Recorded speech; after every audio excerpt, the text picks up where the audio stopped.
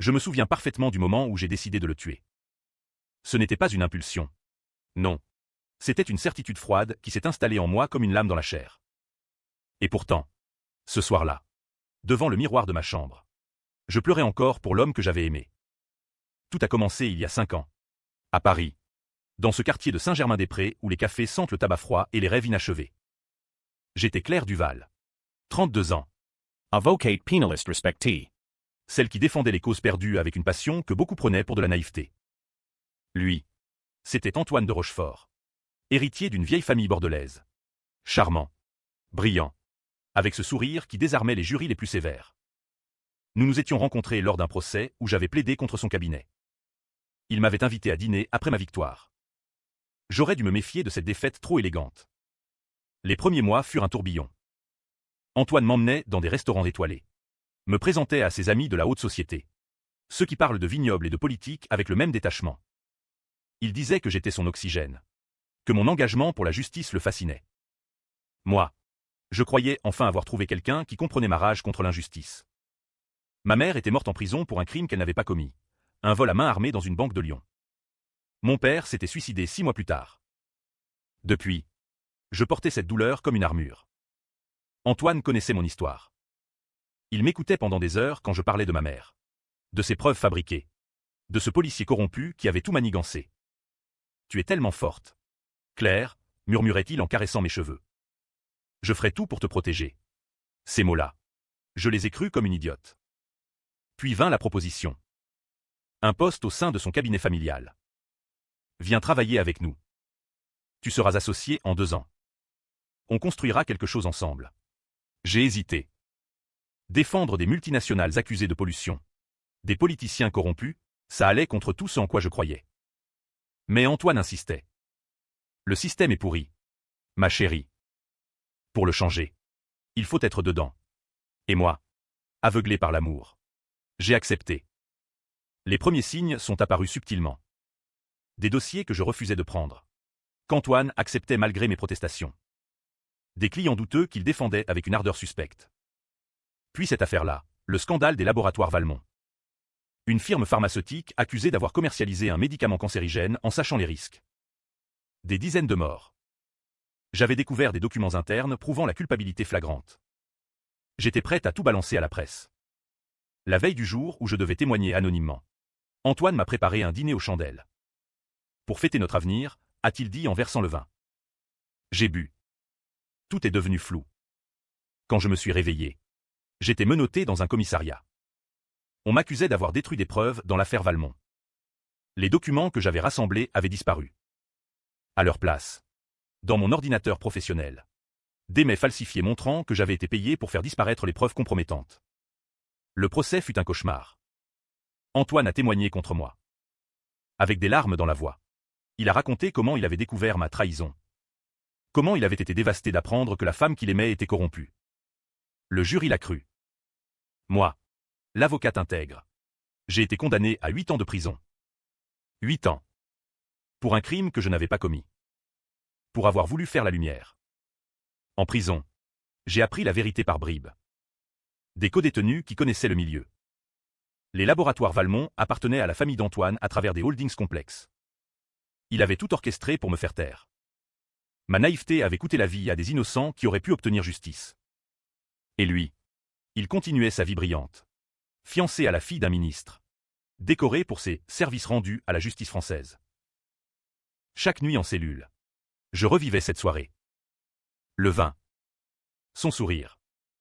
La façon dont il m'avait embrassé avant de me détruire. La haine grandissait en moi. Pure. Distillée. Parfaite. Je me promettais que si je sortais un jour, je lui ferais payer. Pas avec la justice, elle m'avait déjà trahi. Mais avec quelque chose de plus ancien. De plus français peut-être, la vengeance personnelle. Froide. Calculée. J'ai été libéré après 5 ans pour bonne conduite. 5 ans à prendre la patience. À observer les mécanismes du pouvoir.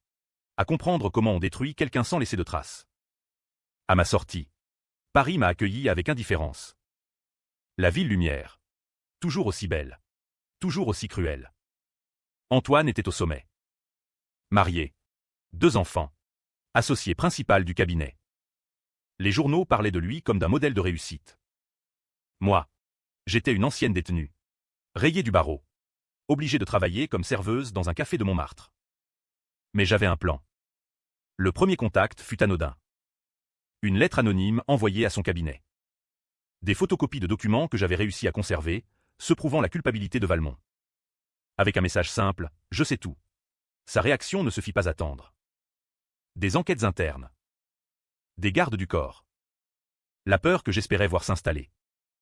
Mais ce n'était que le début. La peur d'Antoine était délicieuse à observer de loin. Je le voyais parfois. Quand je suivais discrètement sa routine. Ses trajets en voiture blindée. Ses regards nerveux au carrefour. Il savait que quelqu'un connaissait son secret. Mais il ne savait pas que c'était moi. J'avais changé. Mes cheveux autrefois châtains étaient teints en blond cendré. Coupés courts. Je portais des lunettes que je n'avais pas besoin. Claire Duval avait disparu. J'étais devenue Marie-Laurent. Une femme ordinaire qui servait des cafés et écoutait les conversations. Paris est une ville où on peut se cacher en pleine vue. Le deuxième mouvement de ma vengeance fut plus personnel.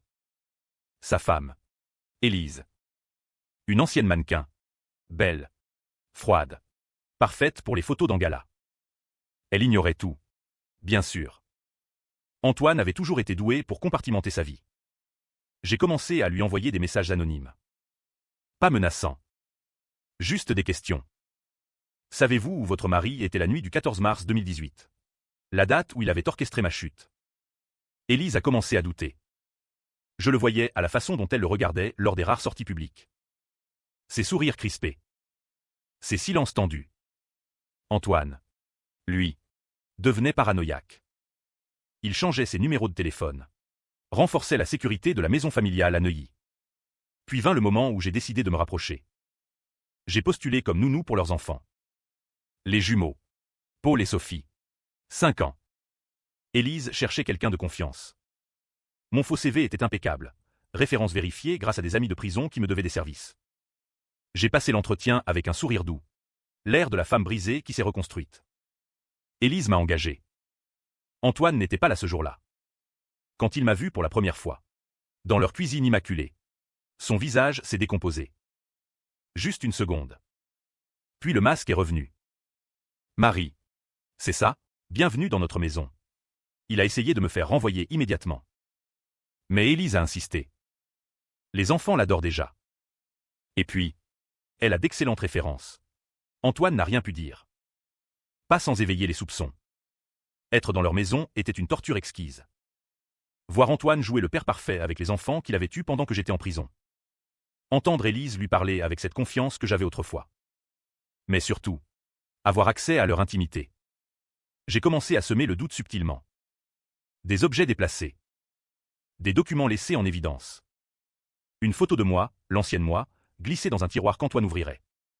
Sa réaction quand il l'a trouvée, il a blêmi. A déchiré la photo en 1000 morceaux. Mais le mal était fait. Élise a commencé à poser des questions. Pourquoi es-tu si nerveux ces derniers temps ?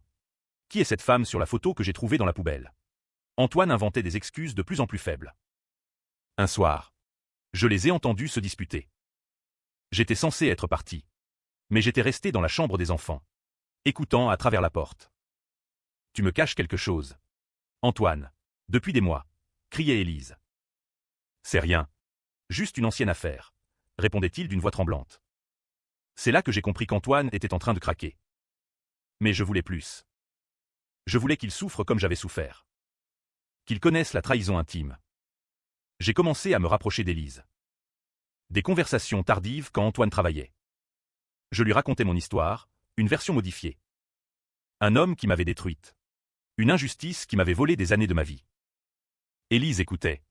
Fascinée. Elle commençait à voir les parallèles sans que je les pointe. Parfois. Je me demande si Antoine est vraiment l'homme que je crois, m'a-t-elle confié un soir. Un verre de vin à la main.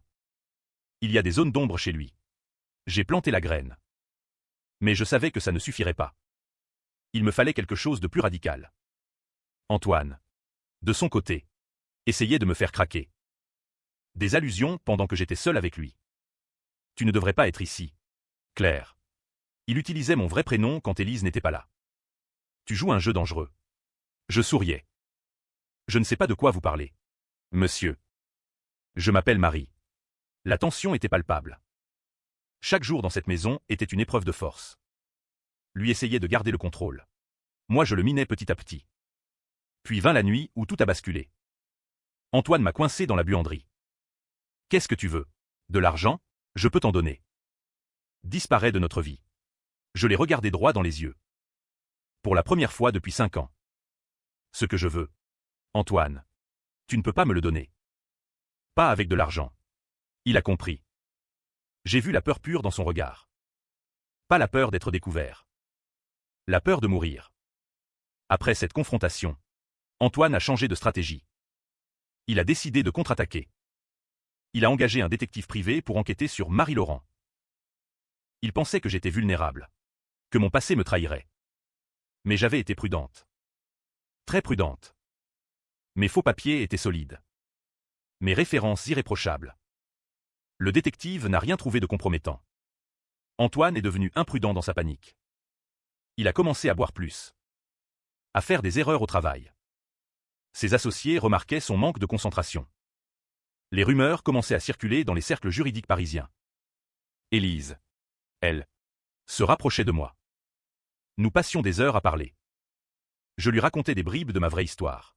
En changeant les noms. Elle commençait à faire le lien. À poser des questions précises sur l'affaire Valmont. Sur cette avocate condamnée injustement. Un soir, elle m'a montré un article de journal qu'elle avait retrouvé. Ma photo. Celle du procès. Cette femme. Elle te ressemble. Non? J'ai nié. Mais le doute était planté. Antoine sentait que le contrôle lui échappait. Il a pris une décision radicale. Il a décidé de me faire disparaître. Pas en me tuant, trop risqué. Mais en me faisant arrêter à nouveau. Il a fabriqué des preuves. Des bijoux d'Élise disparus. Retrouvés dans mes affaires. Une accusation de vol. La police est venue un matin. Alors que j'emmenais les enfants à l'école. Élise était dévastée. Je ne comprends pas. Tu semblais si honnête. Antoine jouait la surprise à la perfection. Mais j'avais prévu cette éventualité. Dans ma chambre. J'avais laissé une lettre. Adressée à Élise. Avec toutes les preuves. Les documents originaux sur Valmont. Les mails montrant qu'Antoine avait orchestré ma condamnation. Tout. La police m'a embarqué. Mais Élise a trouvé la lettre avant qu'Antoine ne puisse la détruire. Quand je suis revenu au commissariat, ironie du sort. Le même que 5 ans plus tôt, Élise était là. Avec un avocat. Et les preuves.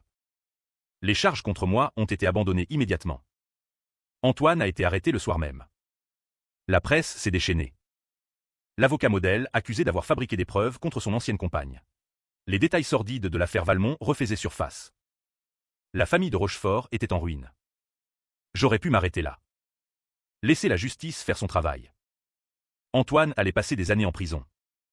Sa carrière détruite. Sa famille brisée. Mais ce n'était pas assez.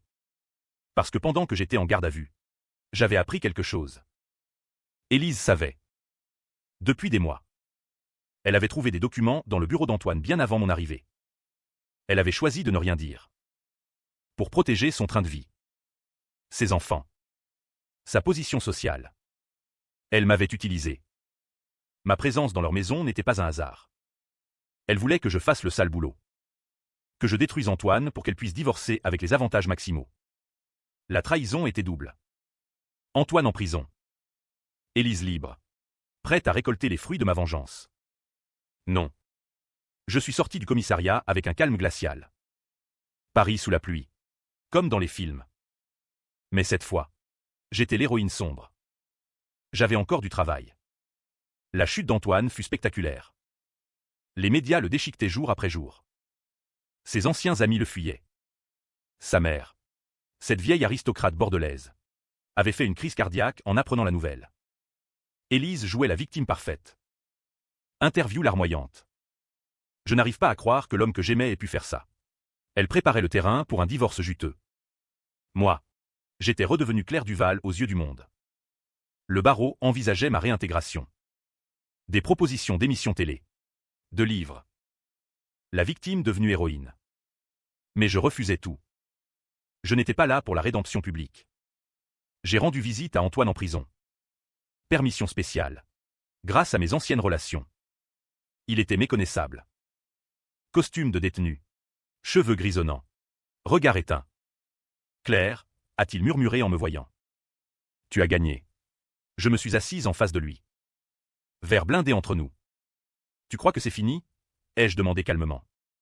Il a froncé les sourcils. Qu'est-ce que tu veux dire? Élise savait. Antoine. Depuis le début. Je lui ai tout raconté. Les documents qu'elle avait trouvés. Sa décision de se taire. Comment elle m'avait manipulé indirectement. Son visage s'est décomposé. Lentement. La trahison ultime. Pas de ma part. De celle qu'il avait choisie après moi. Non, a-t-il murmuré. Ce n'est pas possible. Si. Et maintenant, elle va tout prendre. La maison. Les enfants. L'argent. Ta réputation est détruite. Mais elle va s'en sortir blanchie. Il a pleuré. Pour la première fois. J'ai vu Antoine de Rochefort pleurer. Pourquoi tu me dis ça? Parce que je veux que tu saches. Que tu vives avec ça. Comme j'ai vécu avec ta trahison. Je me suis levé pour partir. Claire. Je suis désolé. Je me suis arrêté. Non. Antoine. Tu ne le hais pas. Pas encore. Dehors. La pluie avait cessé. Paris brillait sous le soleil timide de novembre. Élise vivait toujours dans la maison de Neuilly. Les enfants étaient avec elle. Elle préparait son grand retour médiatique. J'ai commencé la phase finale. D'abord. L'épreuve contre Élise. Elle avait signé des documents chez Valmont. Des bonus pour avoir étouffé l'affaire. Je les avais trouvés dans les dossiers saisis chez Antoine. Puis les messages. Entre elle et un journaliste. Elle lui avait vendu des informations sur Antoine en échange d'une couverture favorable pour elle. Élise n'était pas innocente. Elle était complice. Je les ai envoyés anonymement à la presse. À la police. Aux avocats d'Antoine. Le scandale a explosé à nouveau. Mais cette fois, Élise était au centre. Elle a essayé de nier.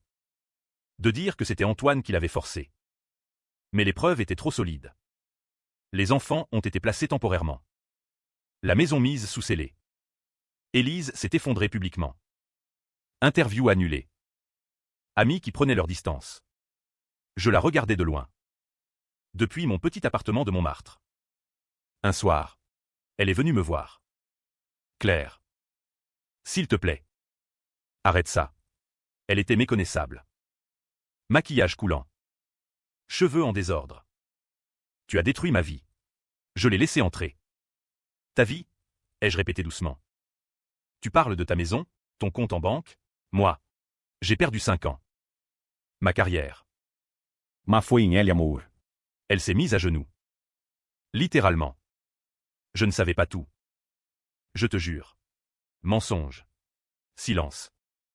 Qu'est-ce que tu veux? De l'argent? Je peux t'en donner. Je me suis penché vers elle. Ce que je veux, Élise, c'est que tu comprennes. Vraiment. Ce que ça fait d'être trahi par ceux qu'on aime. Elle a pleuré. Longtemps. Puis elle est partie. Le lendemain, elle s'est suicidée. La mort d'Élise fut le point de bascule. Les médias parlaient de drame de la vengeance. Certains me présentaient comme une héroïne féministe. D'autres comme une psychopathe. Antoine, en prison, apprit la nouvelle. Il demanda à me voir à nouveau. Cette fois, il était différent. Calme. Résigné. Tu l'as tuée, dit-il simplement. Non. Elle s'est tuée elle-même. Comme mon père. Il me regarda longuement. Tu es devenue pire que moi. Claire. Ces mots me hantèrent. Étais-je devenu le monstre que je combattais? Les enfants, Paul et Sophie, étaient maintenant chez leur grand-mère maternelle. Je les voyais parfois au parc. Ils me reconnaissaient. Me souriaient. Marie, criait-il en courant vers moi. Je jouais avec eux. Leur racontais des histoires. Ils n'avaient rien demandé à tout ça. Antoine demanda le divorce à distance. Signa tous les papiers pour que les enfants soient protégés financièrement. Il plaida coupable pour toutes les charges. Accepta une peine lourde sans appel. Un geste, une rédemption, ou simplement la fatigue. Je commençais à douter. Ma vengeance était complète. Antoine détruit. Elise è morte. Leur monde en ruine. Mais moi, je ne dormais plus. Revivais sans cesse ces moments. La prison. La trahison. Mais aussi les moments heureux avec Antoine. Avant. Étais-je vraiment innocente? N'avais-je pas choisi de fermer les yeux sur certains signes? La justice me réintégra au barreau. Avec honneur. J'aurais pu reprendre une vie brillante. Mais je refusais les grosses affaires.